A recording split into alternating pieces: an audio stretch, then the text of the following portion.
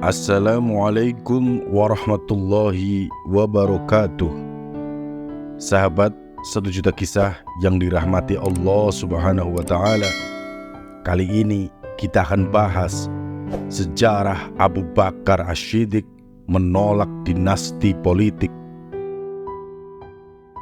Di tengah gemerlap dunia, nilai-nilai Islam yang luhur seringkali terlupakan. Kisah dinasti ini adalah pengingat akan pentingnya kepemimpinan yang adil, bijaksana, dan bertakwa.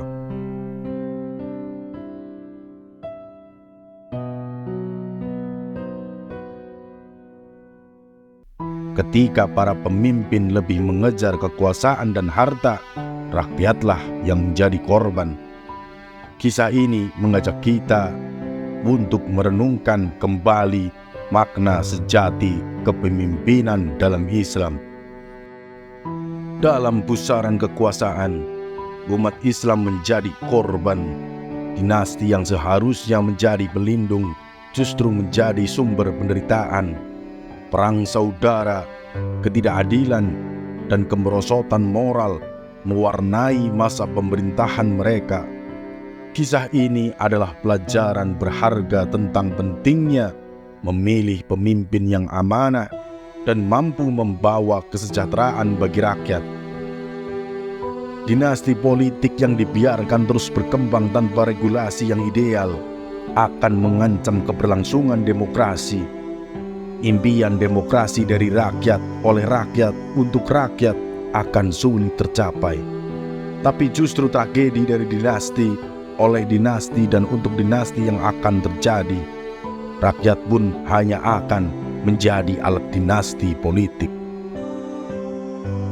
Tentunya menarik kisah ini kita bahas. Bagaimana contoh teladan yang baik dan bijaksana yang dicontohkan Sayyidina Abu Bakar menolak dinasti politik untuk keluarganya.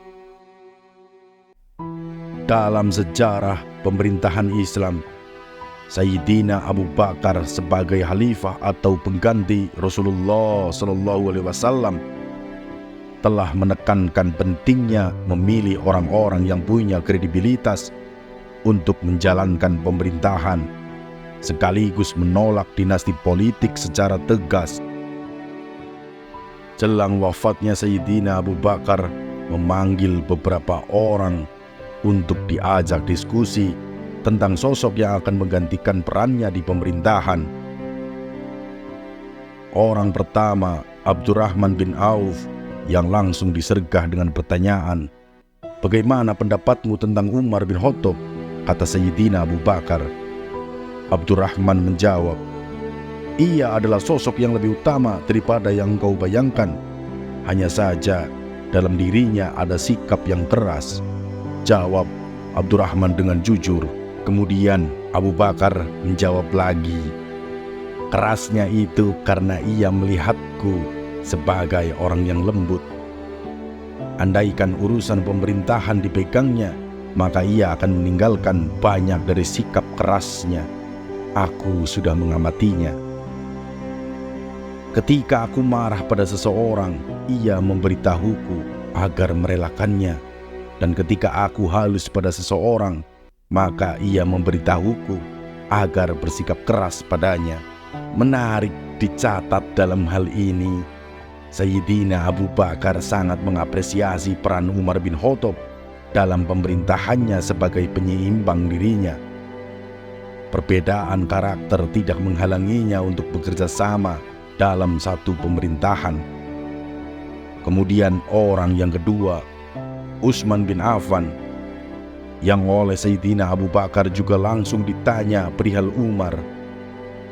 "Batinnya lebih baik daripada kesan lahiriahnya. Tak ada orang seperti dia di antara kita," jawab Utsman.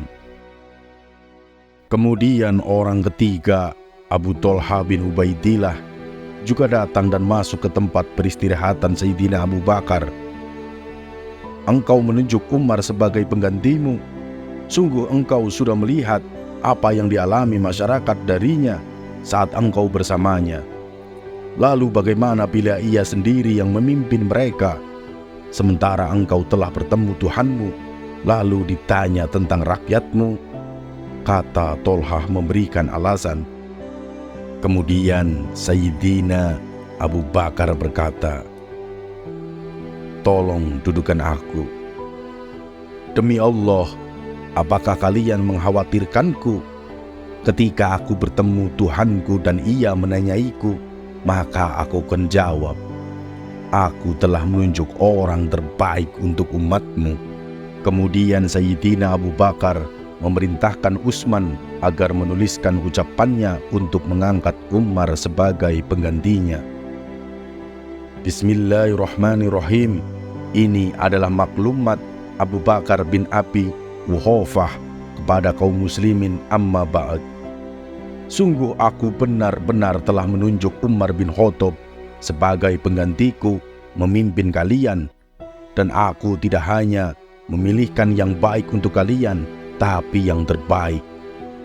Sampai waktu catatan pergantian kepemimpinan pemerintahan dideklarasikan, rakyat pun kompak mengikuti petunjuk Sayyidina Abu Bakar.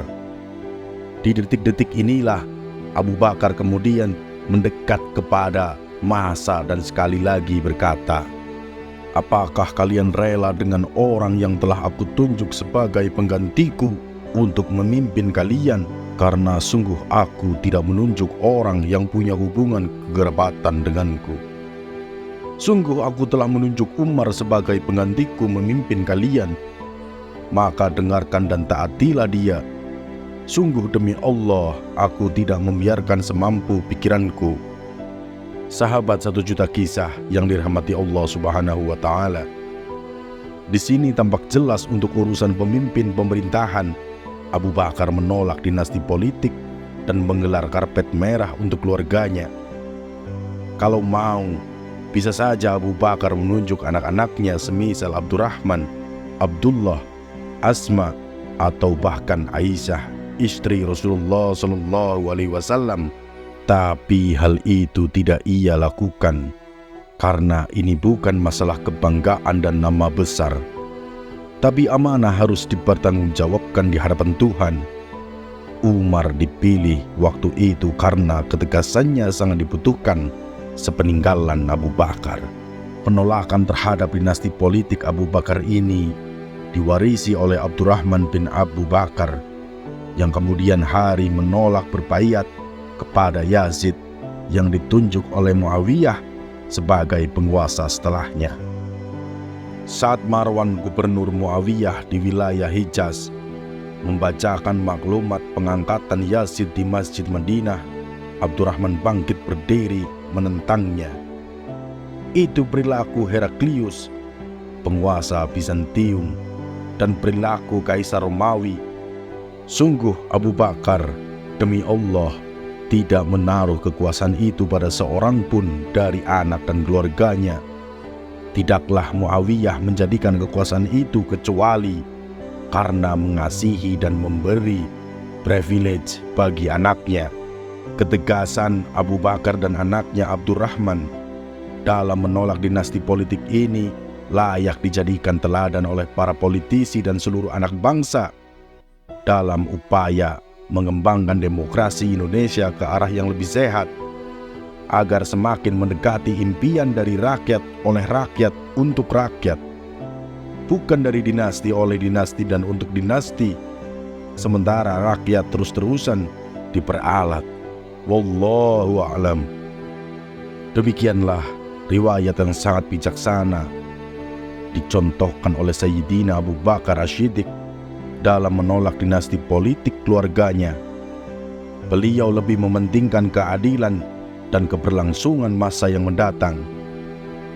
Nantikan kisah-kisah lainnya dari channel 1 Juta Kisah. Wassalamualaikum warahmatullahi wabarakatuh.